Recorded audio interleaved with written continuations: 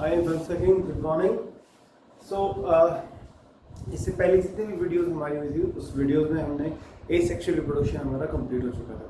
ठीक है, तो अब हमारा जो नेक्स्ट जो टॉपिक होगा वो टॉपिक है सेक्शुअल रिप्रोडक्शन। तो सेक्शुअल रिप्रोडक्शन और ए सेक्शुअल रिप्रोडक्शन ये दोनों के दोनों जो है मोस्ट इंपॉर्टेंट टॉपिक होते हैं। इनमें से क्वेश्चन जो है बेसिकली फाइनल एग्जाम में पूछ लिए जाते हैं। ठीक है, तो नेक्स्ट अब जो हमारा टॉपिक होगा वो होगा ए जो है सेक्शुअल रिप्रोडक्शन। तो फर्स्ट पॉइंट इसके अंदर जो आपको बुक में दिया हुआ वो है why organism adopt sexual mode of reproduction. ठीक है, तो इससे पहले हमने जो ए सेक्शुअल रिप्रोडक्शन किया था उसमें हमने बेसिकली क्या देखा था कि वहाँ पर फादर और मदर दो पेरेंट्स नहीं थे। तो यहाँ पे हमारे जो है टू पेरेंट्स इंक्लूड होते हैं सेक्शुअल रिप्रोडक्शन में। ए सेक्शुअल रिप्रोडक्शन में सिर्फ और सिर्फ सिंगल पेरेंट की रिक्वायरमेंट होती है, मतलब जो है सिंगल पेरेंट इन्वॉल्व होता है to produce their daughter cell, their gametes, their spores and their daughter cell. So यहाँ क्या होता है कि सेक्शुअल रिप्रोडक्शन में जो गैमेट्स रिलीज होते हैं दो पेरेंट्स की रिक्वायरमेंट होती है। They have number of chromosome, there another method of DNA copy mechanism, replication and many more to produce a baby or a young ones to continue its life. So हम इसको देखते हैं जो जो points बनते हैं। Why sexual mode of reproduction adapted by organism. So हमने ये भी देखा था एक पॉइंट कि एसेक्सुअल रिप्रोडक्शन में जो है सिंगल सेल ऑर्गेनिज्म भी इंक्लूड थे उसके अंदर, और उसी के अंदर जो प्लांट्स हैं जो मल्टी सेलुलर ऑर्गेनिज्म हैं वो भी इनके इसके अंदर इंक्लूड थे। तो यहाँ हम देखेंगे कि हम जो ऑर्गेनिज्म इसके अंदर इंक्लूड होते हैं वो मल्टी सेलुलर होते हैं। ठीक है, तो देखते हैं इसको। Sexual mode of reproduction. Sexual mode of reproduction means कि there are two sexes, male and female. ठीक है, नेक्स्ट देखते हैं कि फीमेल कि both the organism have chromosomes. So in human beings there are 46 number of chromosomes. So same male and female both have 46 number of chromosomes. So male and female both they are called a diploid organism. Diploid organism means who have full set of chromosomes. Means having full set of chromosomes. They produce gametes.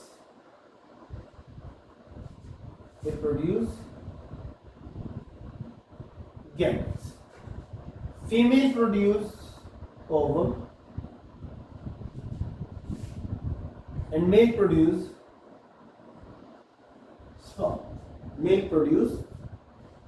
sperm. So these are haploid in nature. These both sperm and ovum.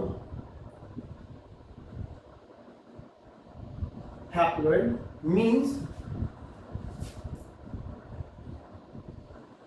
having half set of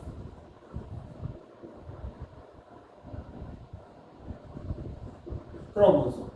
It means कि both have 23 number of chromosome. In male and female they have 46 number of chromosome, but sperm and ovum have 23 number of chromosome. ठीक है, इसके बाद भी जो है देखेंगे sperm and ovum both are fused to form zygote. Zygote have 46 number of chromosome. And this zygote develops into embryo. Embryo develops into fetus, and fetus develop into a baby, either girl or boy. वो girl भी हो सकता है और boy भी हो सकता है। ठीक है, तो ये पॉइंट आपको क्लियर हुआ होगा कि why sexual mode of reproduction. अब ये पॉइंट यहां से नहीं होता, ये पॉइंट ही कि फीमेल के अंदर कितने क्रोमोसोम होते हैं, फीमेल को डिप्लॉइड ऑर्गेनिज्म, मेल को डिप्लॉइड ऑर्गेनिज्म, उनके गैमेट्स को हैप्लॉइड ऑर्गेनिज्म कहते हैं। यहां से ये प्रश्न तो why sexual mode of reproduction, first point यहां से इंक्लूड होता है कि cause of variation, variation and evolution, ठीक है, कि वेरिएशन होता है और इवोल्यूशन होता है, इसलिए ये सेक्सुअल मोड ऑफ रिप्रोडक्शन की तरफ जाते हैं, ठीक है, चेंजेस आते हैं, ठीक है, चेंजेस मींस कि जैसे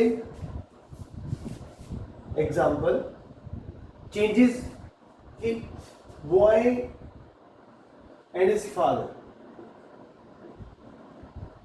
नेवर मैच 100%, कि फादर और उसका सन कभी भी 100% मैच नहीं करते, तो वेरिएशन आती है, यही वेरिएशन डेवलप करती है इंटेलिजेंस से, ठीक है। आप सेकंड पॉइंट इंक्लूड कर सकते हो इंटेलिजेंस, इंटेलिजेंस।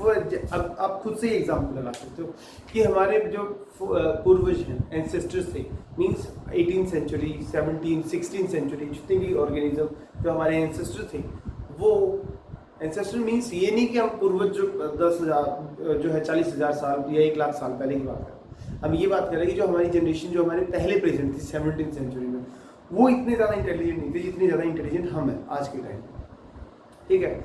उस टाइम पे इतनी ज़्यादा जो है ना तो ये व्हीकल्स हुआ करते थे, ना इतनी टेक्नोलॉजी हुआ करती थी, तो उस टाइम पे इतना कम होता था, लेकिन आज के टाइम में देखो कितनी ज़्यादा इंटेलिजेंस इंक्रीज होती जा रही है। डे बाई डे हम सराउंडिंग में इतनी सारी न्यूज़ सुनते हैं कि आज ये वहाँ पर ये जो है न्यू डिस्कवरी हुई, ये न्यू जो है न्यू इन्वेंशन हुआ है, तो ये चेंजेस जो है वो ये है कि इंटेलिजेंसी इंक्रीज करते हैं। That's why we go towards sexual reproduction, sexual mode of reproduction। तो वेरिएशन कोज करते हैं, इवोल्यूशन होता है, साथ में इंटेलिजेंसी आती है।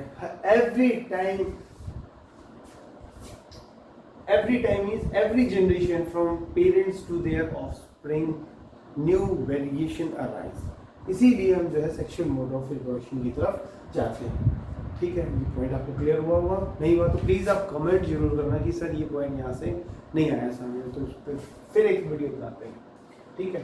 तो आपको ये चीज़ आपको बिल्कुल समझ में आई हो कि वेरिएशन के लिए, इवोल्यूशन के लिए और इंटेलिजेंस के लिए जो भी जैसे जितने भी पॉइंट्स इसमें मैंने होते हैं, ठीक है, वो सभी के सभी जिससे इंटेलिजेंस आती है, ठीक है। इसीलिए जो है organism sexual mode of reproduction करते हैं। थर्ड पॉइंट क्या होता है? सर्वाइवल। DILI, ठीक है। सर्वाइवनेस के चांस इंक्रीज होते हैं, ठीक है, सर्वाइवनेस के चांस इंक्रीज होते हैं, ठीक है।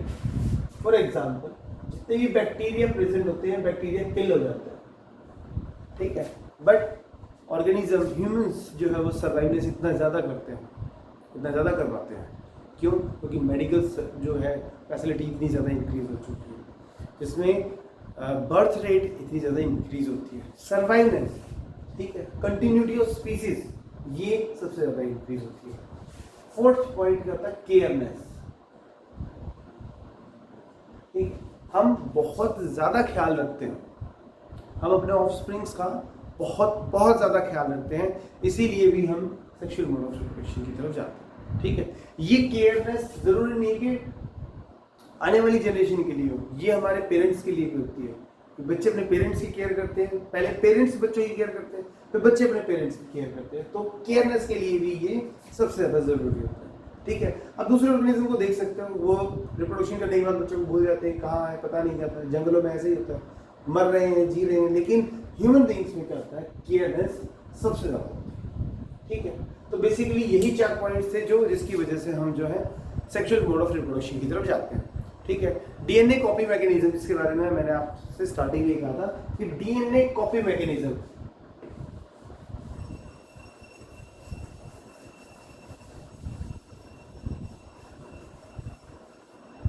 ये आप देखोगे यहां से स्पर्म और यहां से ओवम, स्पर्म और ओवम, स्पर्म एंड ओवम, ठीक है। स्पर्म है 23 number of chromosome, and ovum have 23 number of chromosome.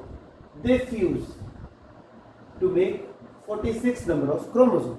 ये 46 नंबर ऑफ क्रोमोसोम्स यहाँ पर वो ये नहीं है कि ये 1 2 3 यहाँ तक 23 आ गए और ये 24 हो गया और ये 46 तक यहाँ तक चले गए, ये ऐसे नहीं होता। तो अब इसको ऐसे समझ जाओ, ठीक है, कि ये फ्यूज हो गए। फ्यूज नहीं होते, ये 23 नंबर ऑफ क्रोमोसोम यहाँ आते, 23 नंबर ऑफ क्रोमोसोम यहाँ आते, ठीक है।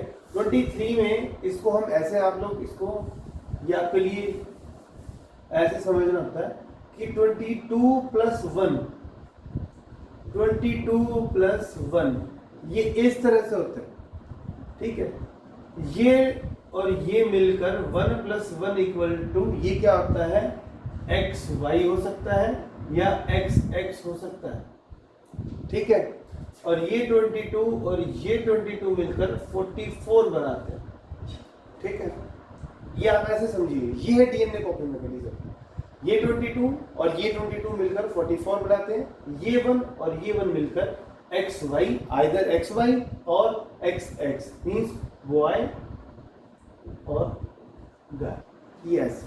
ये है मैकेनिज्म, डीएनए कॉपी मैकेनिज्म, इस तरह से होता है, ठीक है। और ये प्रोसेस जो है वो कंटिन्यू चलती रहती है, it's for continuity of species, ठीक है। तो यहाँ पर ये टॉपिक खत्म होता है कि why organism adopt sexual mode of reproduction या why we go towards sexual mode of reproduction, this is why, ठीक है। तो 4 हमने पॉइंट से डिस्कस किए, ये डीएनए कॉपी मैकेनिज्म के लिए जाते हैं, ठीक है। इन्हीं इसी की वजह से जो हमने पॉइंट्स डिस्कस किए थे 4, वेरिएशन आती है, इवोल्यूशन आता है, इंटेलिजेंस आती है, केयरनेस आती है, सर्वाइवनेस के चांसेस इंक्रीज होते हैं, वो सारे के सारे वो यहाँ से आते हैं, ठीक है। तो ये हमारा ये टॉपिक यहाँ पर खत्म होता है। नेक्स्ट टॉपिक जो हमारा होगा वो होगा sexual reproduction in flowering plants. Okay, thank you.